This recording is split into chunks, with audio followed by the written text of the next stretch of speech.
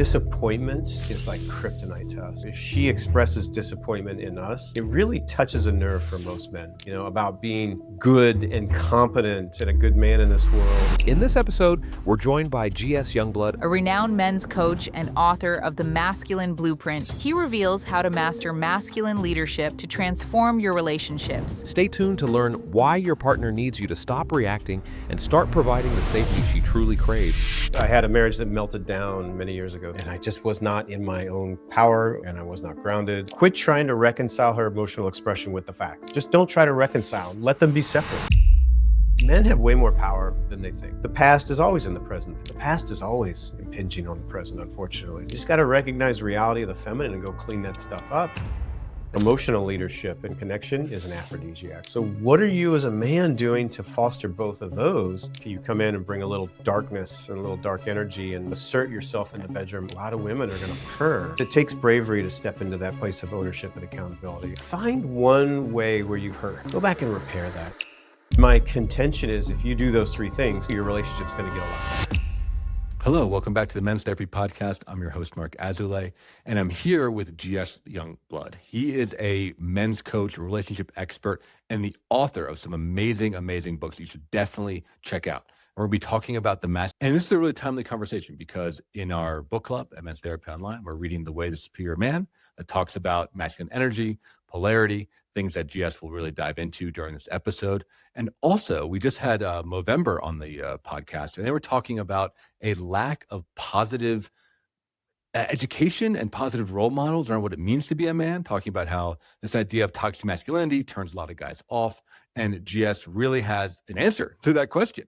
He can talk about what it means to be a man in the modern era. So welcome to the show. I'm excited to have this conversation. Yeah, thanks for having me on, Marc. So let's just dive right in, man. Tell us about the masculine blueprint. What does it mean to be a modern man? Yeah, I'll give a little preface to that in saying that, I had a marriage that melted down many years ago, 17 years ago, and I just was not in my own power and I was not grounded. I was not in my masculine. I didn't actually know what that meant until I picked up David Deda's book, The Way of the Superior Man, so many years ago. And because of that failure, that was my fuel. And my fuel to create a better way. And for me to be in my own power was a very personal mission at first, until it snowballed into something that I felt like really could be an offering to the world of what is it to be a man? And in the modern world, in a way that fits with the modern world, but doesn't water itself down to get there. And that's a key distinction I like to make. What I wanted to do, instead of watering it down, I wanted to actually distill it into more of its component parts. And that's what I've tried to do with the Masculine Blueprint. And in short, the Masculine Blueprint from the book is respond versus react, provide structure, and create safety. So what I'm saying is, number one, get more grounded. Number two is lead more in your relationship. And number three is build more connection and safety with your feminine partner. And my contention is if you do those three things, two things are going to happen. One is you will be living more from your masculine. And two, your relationship's going to get a lot better in most cases, not all cases, because there's other causes of that. But a big portion of the, let's say, less than functional relationships out there would benefit from more of an understanding of this masculine feminine dynamic and bringing more of your masculine. And so that's in short what the Masculine Blueprint is, 3 parts to the framework. Yeah, and I want to dive into each of those 3 parts. But before we begin, I'm just curious about your definition of what the masculine is or masculine energy is. I think a lot of my industry, the therapy industry, guys get turned away from it because they feel like everyone's trying to feminize them.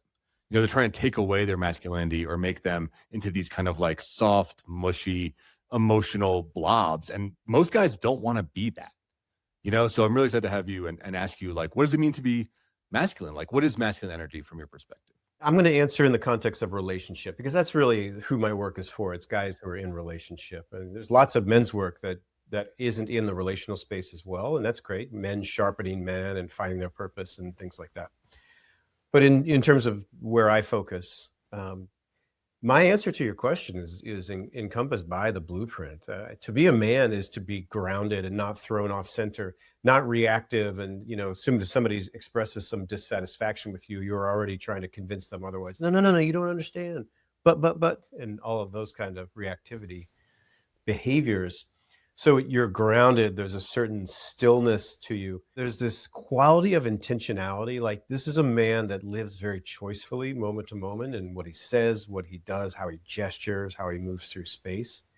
So this whole notion of get grounded or respond versus react is to me an undeniable. I think it's an indisputable portion of what it means to be a man. But it's just the foundation. When it's done right, you don't see any of that. You just feel it. But it's the foundation on which everything else is built. The second part of the blueprint is provide structure, and this is around having clarity and leading in this world, being able to know your needs and assert your needs, and assert yourself in support, in service of what the moment calls for. And this is a quality of clarity and leadership that you can really feel in a man that is fully inhabiting his masculine. And then here's the one that's most important for the relational space, because it's not enough to be grounded and leading. You actually have to be relational with your partner and take care of her nervous system and create that safety and connection. That's a beautiful picture of masculinity for a man that's in relationship, where he can really care for his partner's nervous system. And in that, I don't see, there are ways that you can feminize that, but the ways that I teach it are a very masculine style of dealing with your emotions and her emotions. So to me, that's the essence boiled down, distilled down of what it means to be a man, a powerful man in relationship. Yeah. So let's kind of zoom in on each of those. Let's start with that grounded, right? You said like the respond versus react. And I think a lot of guys, they get overwhelmed, right? I think by feminine emotion. Like you said, they get defensive. They want to strike back. They take it personally. It's really scary for a lot of guys, when a woman is fully in her emotional state. So because you could speak a little bit to that, and maybe, what knocks guys off of balance, and then how you can come back to that grounded and rooted place. It's tough when they come at us with emotions that are really boiling over. And you're right. I like how you said, yeah, we're scared. Fear is a big part of what I deal with in my practice. I've experienced it too. I'm with a pretty fiery woman, and all the parts that I love about her are the flip side of also the parts that are most challenging about her. And so, yeah, for men, our challenge is that disappointment is like kryptonite to us. So if she expresses disappointment in us, it really touches a nerve for most men, about being good and competent and a good man in this world and doing things the right way. When they express disappointment or anger at us, it really, it tweaks that sense of who we think we are. And it really is that kryptonite. And that's the biggest thing is, in terms of this groundedness, and the first element is, it's like, can I be here within myself, very present, and allow her to have her reaction, allow her to have her anger? Then that's more about her than it is about me. Doesn't mean I'm blowing it off and not taking it seriously, but it doesn't have to mean something about my identity or my worth or my competence or all those things that my ego tries to protect. So when I'm like, I'll just speak personally, when I'm doing my embodiment practices every day, when I feel my most solid and grounded, she can get really angry, and I can rest. I can stay present with it rather than trying to change it or deny it or shift it or make it better. And that's really what we want to go after as men. You don't want to go stony where you're numb to her. And this is a key distinction. You don't want to be frozen as a proxy for stillness. No, you want to relax in your openness, your presence, and your stillness, and allow her to have her reaction. And you don't allow it to touch that primal part of you. And so I think this is the most important element of the blueprint, because it's so foundational. Yeah. And I think it's something that a lot of men, we have to learn, right?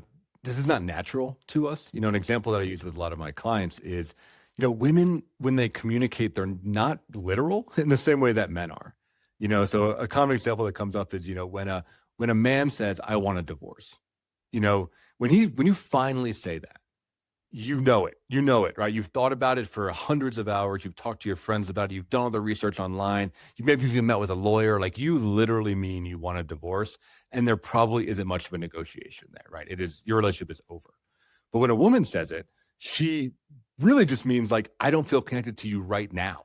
It's not really a decision. It's more of like an emotional expression of pain or hurt or fear or mistrust or betrayal or whatever. It's not a decision. And I think as men, we get hung up because when we hear those words, it's like, we're like, oh, if I said that, it would mean X, Y, and Z. But that's not the case for women. It's so true. We do project our way of being onto them. And I bet most men are out there hearing what you just said and are like, oh my God, what the fuck? Like, this is the crazy that we have to deal with as men. You know, we sort of go into the woe is me that they're like this. I don't know. I see this as a real opportunity for men. Because number one, it's something I always say, men, just quit trying to reconcile her emotional expression with the facts. Just don't try to reconcile them. Let them be separate.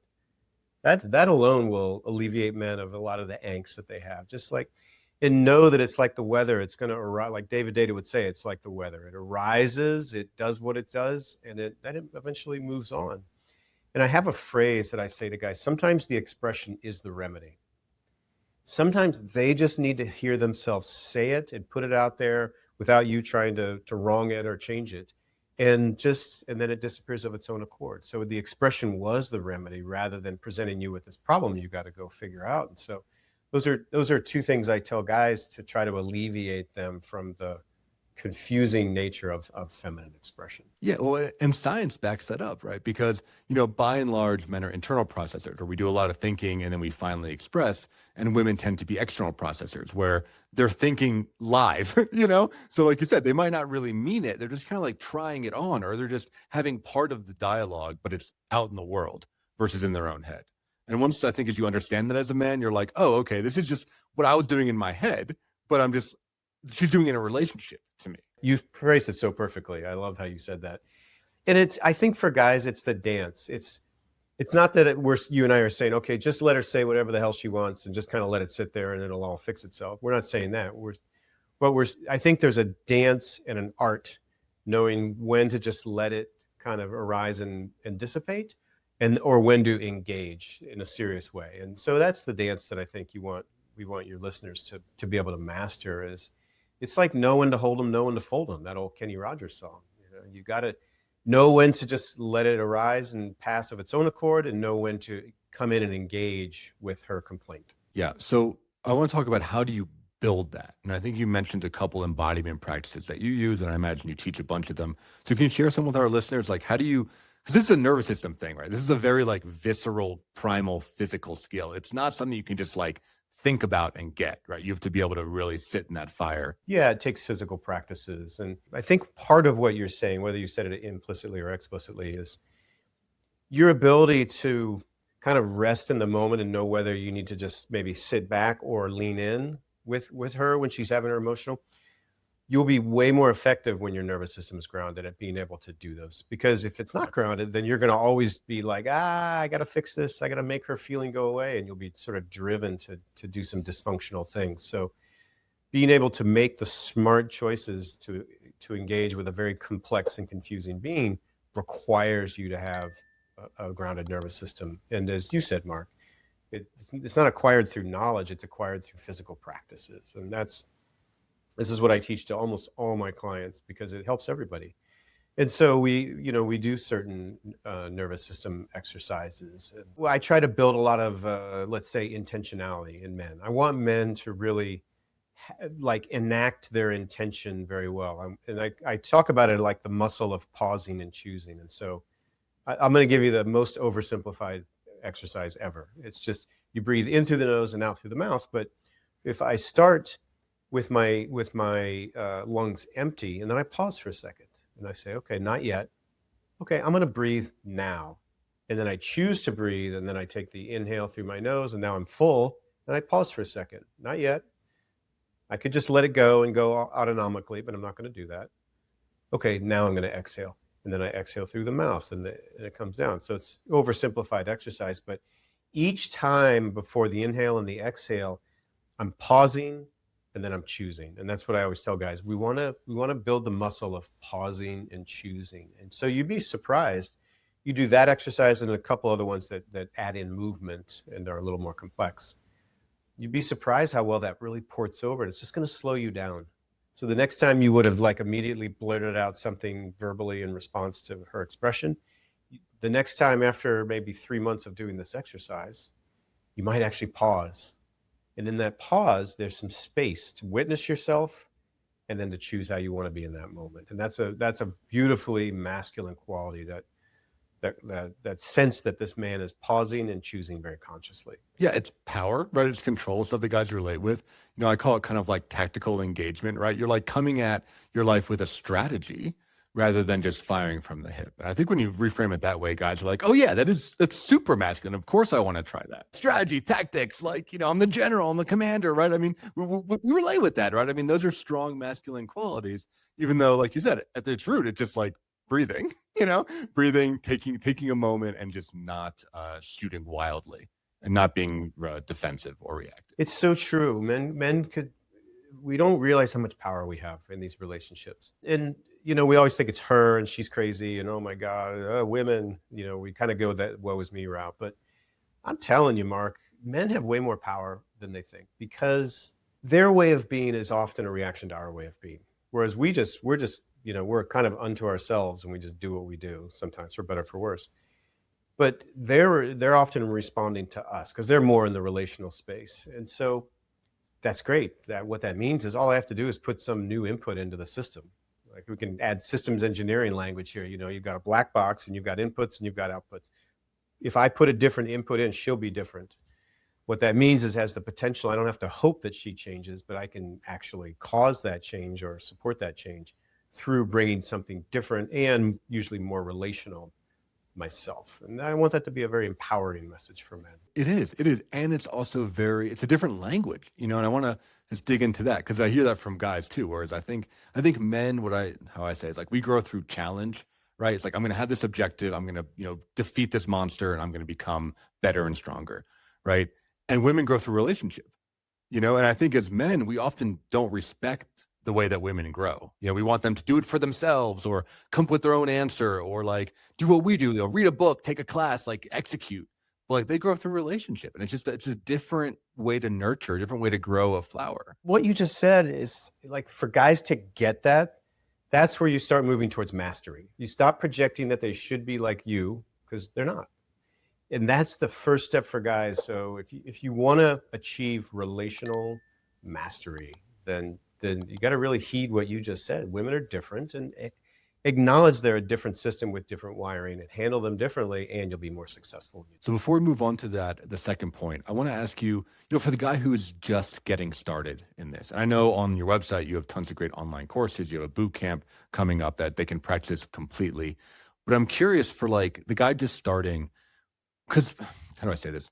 You and I have been doing this for a while, right? Like, I think we know the language, you know how to talk, right? You know how to do it. But the guy in the beginning, he might go into water that he's not quite ready for. He might be changing an input and then get even more emotion, right? Or get overwhelmed. So how do you build in some guardrails or just some kind of safety when you start to play with some of these energies? Because I think it can get pretty wild pretty quickly. And I've seen some guys flame out pretty early because they often overcorrect. Yeah. And even if it's not an overcorrection, what I found is when you start to acknowledge some of the dysfunction in the relationship, and it's actually very nourishing for her at first in that moment. Like, oh my God, he's acknowledging that he's not. She's aware of the stuff that I've known for decades. Yeah. Like, he's finally waking up. Oh my gosh. What happens, unfortunately, is the decades of shit that she had to store up because you weren't receiving her all comes tumbling out all at the same time. And you think it got worse. Well, really, you're just purging all the shit that you allowed to build up. Start slow. I think the biggest thing a man can do is go and repair some of the old wounds. And this isn't quite the guardrail question you asked, but it's sort of like, what do I do as a first step? And don't come in and go, look, I'm going to be different going forward. That's a future promises kind of thing where they're like, no, wait a minute, Bubba. I need you to acknowledge all the shit you've already done and the impact on me. So I think going back and repairing some old wounds is a great first step. And this is part of what we do in one of our bootcamp sessions. I have a whole kind of, I guess you call it, protocol for how to go back and heal old wounds. And so that's a big one because most of us guys, we kind of want to sweep stuff under the rug and just move forward. We're very forward looking. They're very backwards looking in a certain way. And so we just want to kind of forget about it and move on. And okay, let's just be good from going here on out. And unfortunately, we've got to go back and repair some of those old wounds. But if you do it properly, it ends up kind of, once you purge some of the stuff that comes tumbling out with it, it ends up creating a little psychic space in her where she can be a little more spaciousness rather than so constricted over all the hurts that you've inflicted on her and not even realized it over the years. So I think that's a good first step for guys, is to go back and heal some of the old stuff. Because here's the thing, the past is always in the present. We, as guys, we want to call the past and move forward, but the past is always impinging on the present, unfortunately. So you just got to recognize reality of the feminine and go clean that stuff up, and then you can come more into the actual present with what's really happening. Right? For sure. And just to kind of, piggyback on that, I think for our listeners, healing is often simpler than you think it is. It's literally just like listening and not saying anything, and then maybe being like a little bit vulnerable, being like, you know what, I was really afraid in that moment, and that's why I did that stupid thing. Or it's my first time being in a relationship. I've never been a dad before. So yeah, I messed up because I didn't really know what I was doing. It's like a little bit of humility, I think, goes a long way. And just witnessing, because I think a lot of guys want to explain themselves or defend themselves or say, well, it's because you did X, Y, and Z that I did blah, blah, blah. And like, that's just gasoline on the fire. Where if you're just like, you know what, I can see how you would feel that way. That sucks. And you're right. I wasn't fully present when our son was growing up. Like, done. Like, you can actually really heal that stuff with a little bit of humility. And I'm going to add one thing to what you just said. I 100% agree. If I had to add one thing to it, it's a lot of guys can say what you said, and it's in a very practical but mechanical way. Like, yeah, like, it was my first time in big time relationship, and I messed up. So sorry about that, babe. The words are right. The energy is missing. And what she wants is, as you say that, she wants to feel that you feel her pain. And I know for a lot of guys, they're like, wait a minute, what? She wants to feel me feeling her? And I'm like, yeah, that is. So it would sound like, oh, sweetie, you know what? You're right. I really did mess up. And the impact on you was, I know it's been hard. Like the ways that I don't know, I'm just going to make something up. Like, I kept in contact with that old girlfriend, and I sort of insisted it was fine and didn't listen to you, that you said it was actually painful for you, and I just kept doing it. And I think I'm just a lot more aware right now of how painful that was for you. Like, I'm not acting, but I'm just feeling some of her pain while I'm talking about my impact on her pain. And I think that's the magic ingredient, is they need to feel you feeling them. Because otherwise they'll say stuff like, I can't feel you, or like, you sound robotic. Like, you're saying the right words, but if she can't feel you at the same time, then it tends to fall flat. So that's a layer I want to just add in there to make sure guys include that. I think that's critical, right? I mean, like, yeah, she wants to know that you care and that you care like as much as she does, or at least kind of close. Yeah. And if it comes off as blasé, she's like, oh, he doesn't care about this issue. He's just trying to pass it off and just move on. Yeah, exactly. Yeah, because our old wounds, it's painful, but we often feel alone in our pain, like our partner doesn't get it. So it's like, he's not placating me, and I'm not alone in feeling this. He's joining me somehow in feeling this. I feel less alone. That's I've heard women express that over and over again. They feel less alone when their man really tunes into their pain, rather than kind of like, yeah, I get it. Yeah, I want to move on to the second point in your blueprint, which is providing structure. And I think this is a David Data metaphor. You can correct me because you're probably more familiar with his work, but he talks about how the masculine is the bowl and the feminine is the water. So I think that kind of really beautifully highlights that, like, men and women are different, but we need each other. And so if you're just a bowl and you have nothing in your bowl, it's like, what's the point? You're empty, you're hollow, there's no joy, there's no nourishment. But similarly, if the feminine is water and there's no container, there's going to be splashing all over the place, right? They're just going to be chaotic and very hard to control or contain. So we need that polarity, that interplay to create, a nourishing glass of water. Exactly. The analogy I've heard is the riverbank is the masculine, and then the water flowing is the feminine. And David said something pretty funny. I can't remember if he said it or wrote it, but it was just like, yeah, with just the masculine, our lives would be very gray and functional and goal-oriented. We would just sit around and work all the time. Yeah, we would be like the Borg, right? We would just be like completely. Yes, exactly. Yeah. But they bring the color and the energy and the movement and, all of that. That's certainly true for my life. That's exactly how it would be. Yeah, provide structure. This is masculine leadership. This is something that David pioneered, but millennia before that, it was the Shiva and Shakti and that kind of polarity. And a lot of we both know that nice guy behavior is an epidemic in our world, not just America, but in a lot of places. And what lots of teachers, including me, are working with men on is how do you lead more, and particularly in relationship, not just at work, not just with your bros, but with your woman. What would that look like? And so I talk a lot about leadership in the logistical area, in the sexual domain, and then in the emotional domain. The logistical area is the day-to-day life. How are we raising the kids? How are we handling our finances and budget? What are we going on vacation this year? Where are we investing? Where are we going to move? Where are we going to buy a house? All these things that a lot of guys abdicate to their women. A lot of guys will abdicate. It's just like, sweetie, whatever you want, like, because we think that's the easy way out. Like, she's the one that's so opinionated all the time. It seems easier. And it's kind of true, but at some point she's just like, like, where are you? Are you like a cloud that I can't actually even feel? Like they don't know where you stand. And they also feel very alone because they feel like they have to do all the thought leadership. So I work with guys on like, what does your logistical leadership look like in a lot of these different subdomains that I mentioned a minute ago? Can I jump in on the logistical one? Yeah, because I think that is such a common thing. And you talked about nice guys, and my kind of explanation for that is I think especially, my generation, millennials, we're like the generation of divorce. So we got a lot of messaging of like, don't be like your father in X, Y, and Z way, right? Don't be controlling, don't be domineering, don't be an asshole, all this stuff, right? So we went in the opposite direction. So it's a lot of like, yeah, whatever you want, honey, you decide. Like, when we think we're giving to them, but really, like you said, we're disconnecting, and what they want is connection. Yeah, we're burdening them. It's what it is. We're not making it life easier for them. We're burdening them with all the decision making, which we both know. It's like decision fatigue. Like, you make decisions all day. You don't need to have to carry all of them at home. So yeah, I agree with you. We don't want to burden them. We want to give them the gift of our leadership. Yeah, and my question for you, right, is like, for guys like, again, my generation, right, like, what is that line between control and leadership? Because I think a lot of guys don't even look at this area at all because they're so afraid of being that controlling asshole that they've been told by hundreds of women never to be, right? So it's a pretty intense edge to lean into, I think, for the modern man. It's really simple. Let's not complicate it in any way. It's the difference between here's what we're doing and here's what I think we should do. How does that land for you? It's not more complicated than that. Now there's always wrinkles, but and that's how our 1950s fathers were. It's like my way or the highway. There's not a real consideration for your needs.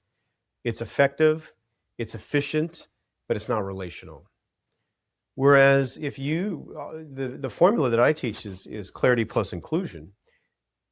Get the clarity first by looking inward. What do you need and want and prefer? What are your boundaries? Also, what does your wisdom tell you is the right thing for the greater good?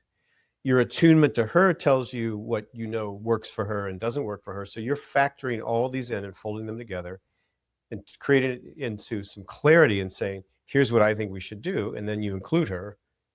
How does that land for you? Would that work for you? What do you think about that, babe? But you never show up to the party empty-handed. I always say, it's like, you don't go to a dinner party without flowers or a bottle of wine. You never show up empty-handed. Well, don't show up empty-handed to these decision conversations is what I always tell guys. So that's the difference for me.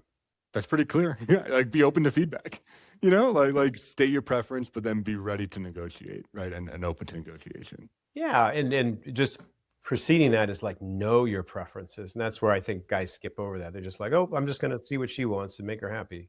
Skip right over any kind of internal view of things and consideration. For sure. So yeah, let's move forward, right? So sexual domain, tell us about that. Yeah, this is about, a lot of guys sit around and wait for their women to get horny. That's kind of their approach to sexuality. And then when she doesn't, they complain that they're not getting enough sex. Very, very common. It's so, how can you take leadership role? And that starts with creating the conditions for sexuality. And I can tell you that logistical leadership is an aphrodisiac. Absolutely.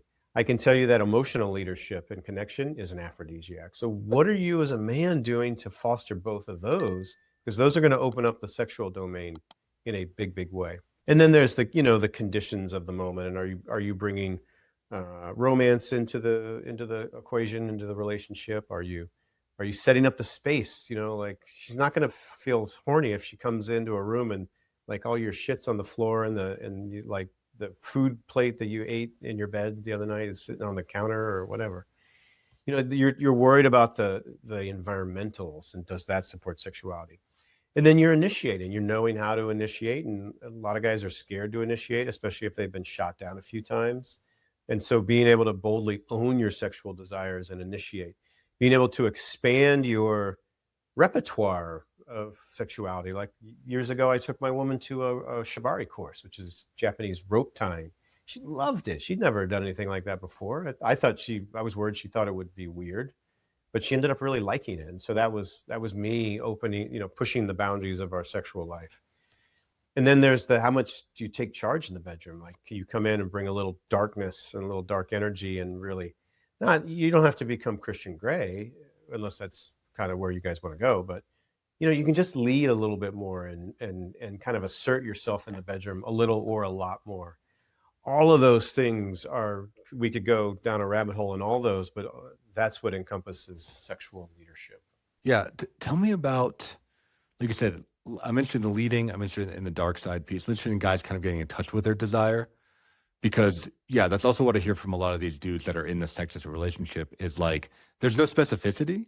They're like, I'll have sex whenever she wants to, but they're not aware of like what they're into. They're not aware of how to make it happen. Or when they do, it's like a clumsy, almost like kind of, adolescent approach, right? It's like, just take her pants off and she's fine, right? Like I think there's a lack of like artistry, and there's a lack of foreplay, not just physical foreplay, like you're saying, like you're saying about the emotional foreplay and logistical foreplay. Like, sex happens days in advance often, before you're actually in bed together. Men can become so much more skilled than they are now. I think that's one message I want to get across. You can become way more savvy. And it's not just knowing how to fuck the right way. It's all these things that sit around that bring you to the fucking that you want to learn. And I think we've mentioned a number of those. What I tell my guys is like a tip that seems to work 9 times out of 10, right? Is like, pick your woman's clothes and then make the plan. So be like, hey, that red dress that you have, I love it. I love you in it. Like, wear that tonight at 4:30 and we're getting in the car and we're going somewhere awesome. Right. Or like, if you're an outdoors person, like, be like, I want to see you in those yoga pants, and I want to see you, in that really cute jacket that you have. We're going on a hike, right? It doesn't have to always be like a fancy dinner, but like, pick her outfit, make a plan that matches the outfit, and like, you're probably going to get laid that night, I love that. Yeah. 2 things come up for me here, and you say that. Well, 3 things. 1, I love that. 2, it's an example of where you're just like, do it my way. And the example is pretty low stakes, so it's a little bit easier to do that. But there are times when it's just like, we're doing it my way. Even though I talk about clarity plus inclusion, there's some playful times where it's, as you said, 4:30, red dress, be ready to go out. And so I love that as an example of turning up the dial of directionality in the relationship. Yeah, I love that example. Yeah, then they come to your mind that can be examples that guys can practice just to test if this hypothesis works. Well, I'll take one into the bedroom, and a lot of guys are pretty silent in the bedroom. They don't know what to say, but giving commands. So this is something we work on in my Bootcamp, and we work on it in my live workshop too, of like being able to bring a command presence and to command her. And it would just be like, turn around and put your hands on the table. Like, you drop down, you can hear the darkness in my voice. You can hear my absolute clarity. I'm not wavering. There's no second guessing myself. I'm just like, turn around, put your hands on the table. And if the mood is right, and you say it the right way with the right amount of gravitas, like, a lot of women are going to purr when you play in that dark domain. So that's an example that is in the bedroom of that. Yeah, that's a great one. And to use the language used before, it's unburdening her, right? Like, she doesn't have to make decisions, right? She just gets to be in that surrender, flowing, feminine state, which I think women love, and many modern women haven't had a lot of access to. Right? I think just as men are becoming nice guys, I think women are becoming harder, right? I think we're depolarizing as a culture. Absolutely. Yeah. Every time somebody says, yeah, masculinity is just be a good person, like, it's just totally depolarizing. Every time a guy abdicates leadership, it depolarizes. And every time she has to step into the leadership vacuum, depolarizes for sure. Yeah, this is a counter movement to the overcorrection. That's what we're trying to start here, is a counter movement to the overcorrection. Absolutely. So tell us about that last piece, that emotional leadership. What does that look like in a relationship? Yeah, emotional leadership. And a great example of emotional leadership is you had a fight the night before. Yeah, you talked about it, didn't really feel settled, even though it kind of got off of DEFCON 1. So maybe you put the fire out, but there's, it's still smoldering. To wake up the next day and not be like, hey, sweetie, good morning, as if nothing ever happened. But it would be like, okay, I really would prefer not to say anything and hope she just has forgotten about it, but she probably hasn't. So I'm going to bring it up.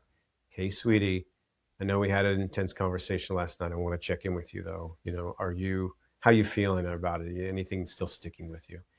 Like, you don't want to talk about it anymore because we don't like conflict as guys, especially about our emotions. But you know that the fire is still smoldering. So you go back into the burning building, so to speak, and ask her about it. And then stay in the conversation bravely until it gets resolved as best you can. And then you move on with life. That's leadership. That's a really good example of emotional leadership. Yeah, I like that example because it's a fireman. So again, like a really masculine thing that you're going and you're making sure that the job is done. And one thing that I tell my guys a lot is, how men are always afraid of, we talked about in this podcast, about not being good enough, right? Not being enough, not being smart enough, wealthy enough, having your dick be big enough, whatever it is, right? Like not being enough. Women are afraid of being too much. So I think when you do stuff like that, you're communicating to her that like, yeah, even though she yelled at you, screamed at you, whatever it was, like it wasn't too much. Like you got it, like you can contain that. And even so much, you're going to ask another question. You're going to lean into that intensity instead of being afraid and backing away from it. That's what she needs from her man, a man who's not going to crumble when she has her little outbursts and throws a tantrum at something or has a legitimate gripe about something. She does not want a man who's going to crumble and get all reactive and butthurt when that happens. Right. She wants someone who's strong. Yeah, because you're right. They don't want to feel like they're too much. That is a very common feminine fear, is that they're too much. Right. That they're too intense and they're going to, destroy their relationships around them because they're real, right? Because the real them is too crazy or whatever. So I think that goes into your third point of your masculine blueprint, which is creating safety. Can you speak a little bit about that? Yeah, create safety and emotional leadership. There's a big overlap between the two of them. So it's a nice segue into that. But really, it's like your woman wants to feel connected to you. And if she doesn't, she's going to get more irritable. She's going to get more critical, and she's not going to want to have sex.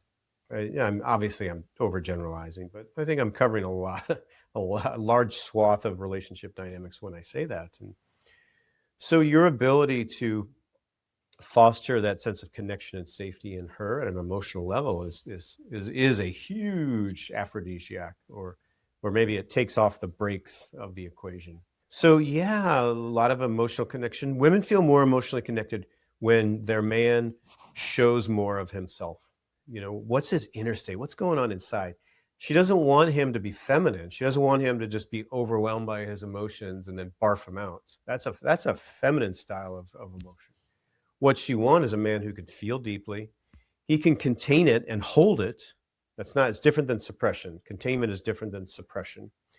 But you can hold it. He has the capacity to hold it. And he's going to share choicefully. He's going to share what he needs to share so that she really sees him. And so she's going to want to feel your anger. She's going to want to feel your fear. She's going to want to feel you and hear more about your shame or your hurt or anything like that. She does not want you to bottle it up inside and handle it yourself. And that's what I was the king at, of bottling it up and handling it myself, like most guys.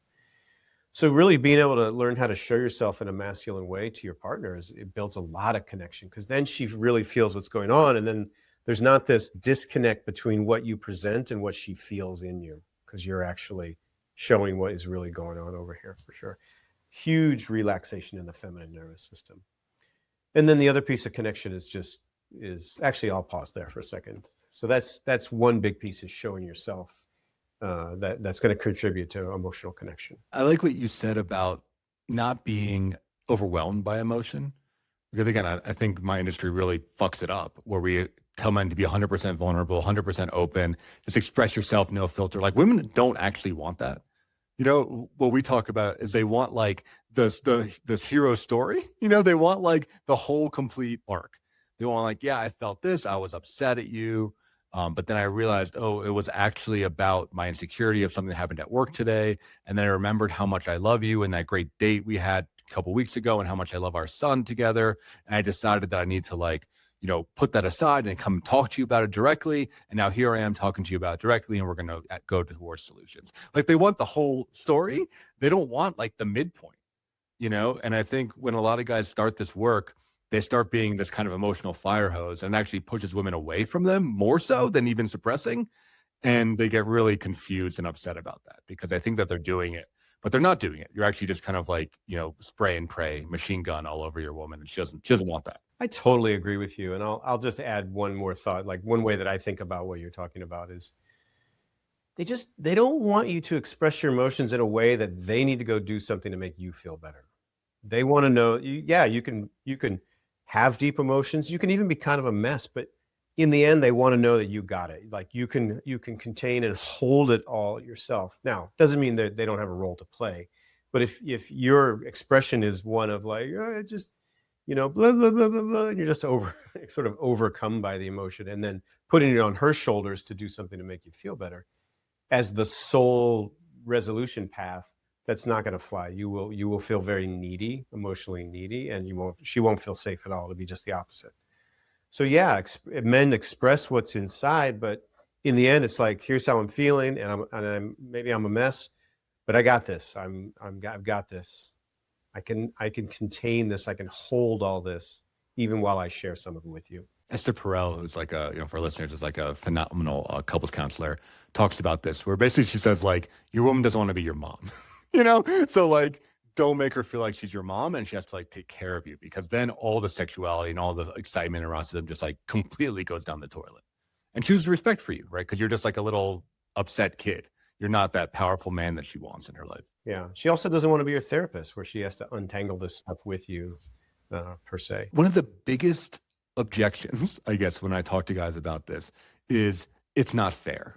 I see guys talk about this all the time. Like, it's not fair that I have to initiate all the time. It's not fair that I have to be the leader, that I have to, you know my sexuality, that I have to like do all this work. I'd pull this energy into it. And all she gets to do is just like receive and even take. You can feel like, you know, that your woman's taking from you, taking your energy and your life force. Can you address that directly? Because I see that as a major resistance to kind of embracing this mindset. I do. I'm going to give you my opinion, but not in a way that's particularly satisfying for your listeners. And, you know, I'm always like, do what works. This is what I say to guys. Do what works.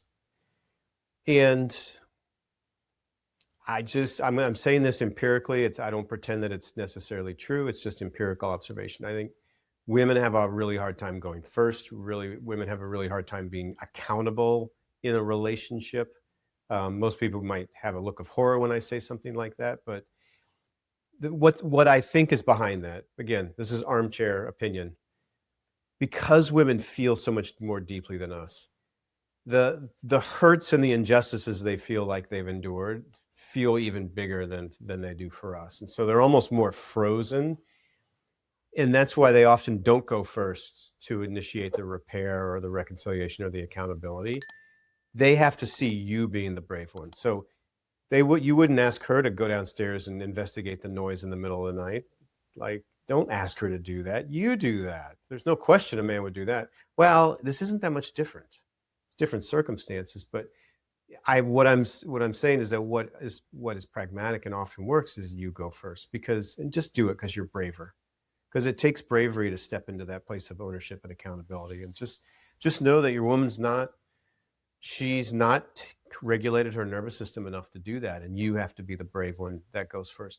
Often when you do, her nervous system opens up in a way that then she can reciprocate. So she'll often reciprocate with the ownership and accountability, but rarely initiate with ownership and accountability. And that's a key point that I want men to understand. And so in that light, do what works, man. Be brave and just step into it first.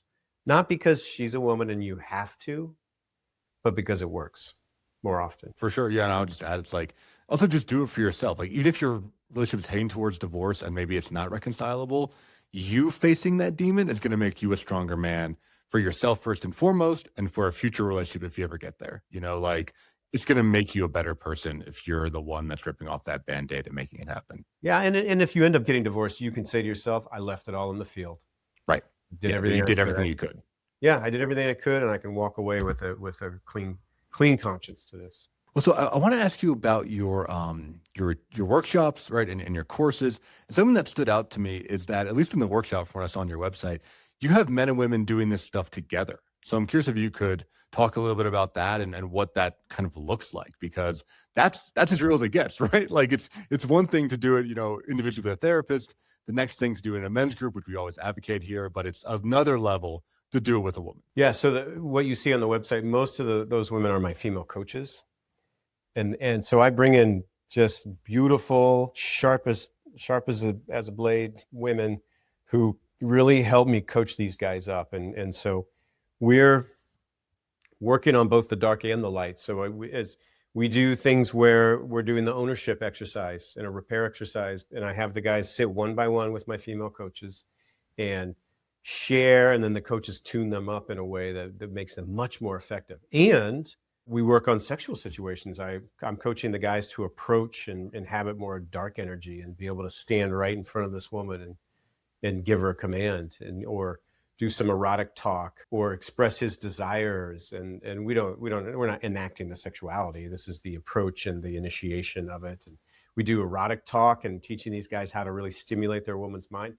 So I put them in a situation where they're doing it with these really, quite frankly, they're all very tall, they're all very pretty, and they're all really sharp, so that it feels really intimidating, and the guy learns to do it. And I have my way, that specific way that I coach that. But having said that, we're now doing a couples workshop every year. It used to be just guys, but we transitioned into doing couples workshop.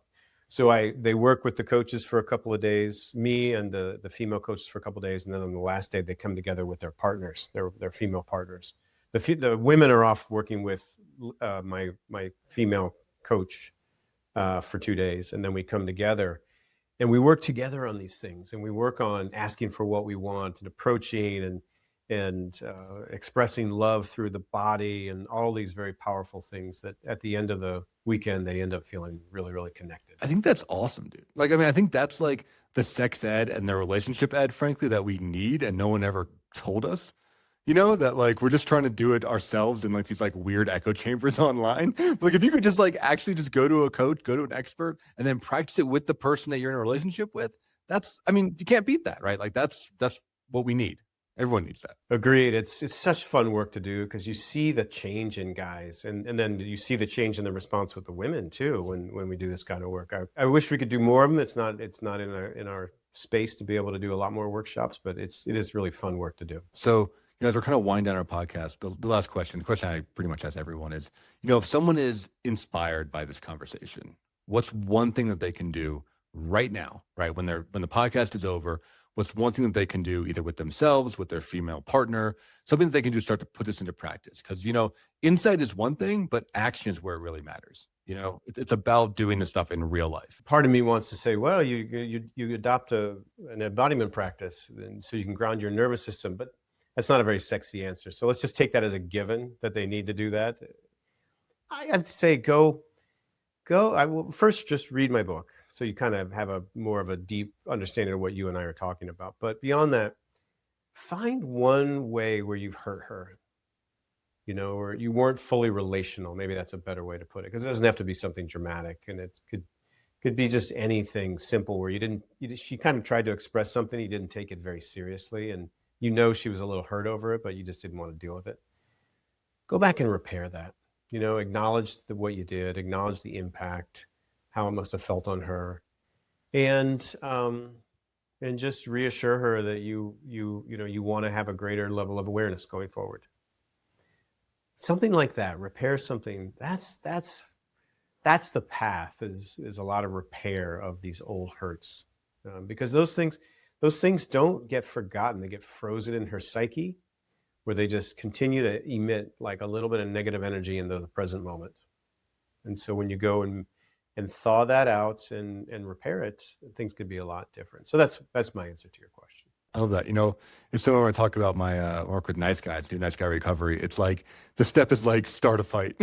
You know, it's almost like Fight Club, right? It's like start a fight and lose, right? But it's like I think that skill is really important, is being the one to bring something up, because like you said, most guys don't. Most guys we're just waiting, and we're just almost in this constant state of fear or eggshells of like, oh, when's she going to bring up that, you know, thing 20 years ago again? It's like, it's coming, but like, what if you did it? Right? It's going to go, the conversation going to go totally different if you're the one that brings it. Yeah, completely agree. Yeah, you hit it on the head. So, you know, as we're wrapping up here, where can people learn more about you online, follow you, and sign up for some of your workshops or course if they're interested? First, check out the book, Masculine in Relationship. It's on Amazon, no problem to find it.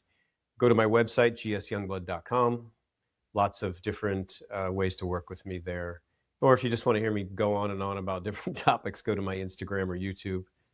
Just type in GS Youngblood, it'll find me.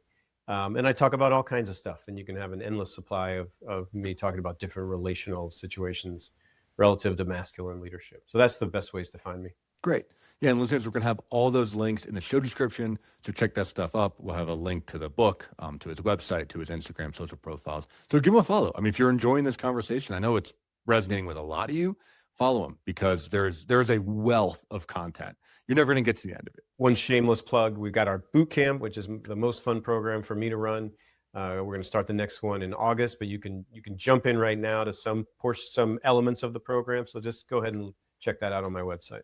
For sure. Yeah. Like, make this real. If you're feeling charged up, like, act on it. So listeners, thank you so much for tuning in. As you know, Men's Therapy Podcast is part of Men's Therapy Online, website, menstherapy.online. We have so much shit on there. We have more blogs you can read, more podcast episodes you can listen to. But the most important thing that we're building this year is an online community. We manage that through Slack. We're up to about 350 guys right now. We want to get to 1,000 by the end of the year. So if you want to connect with guys that are doing this work, that are motivating each other, and just want to get better, you know, check us out. That's totally free. There's no charge. There's no commitment. It's a place to start connecting right away. You can message me whenever you want. So it's a way to access me and other guys that are on the same path. So check us out at menstherapy.online. Thank you so much for tuning in, and we'll see you next week in an episode of the Men's Therapy Podcast.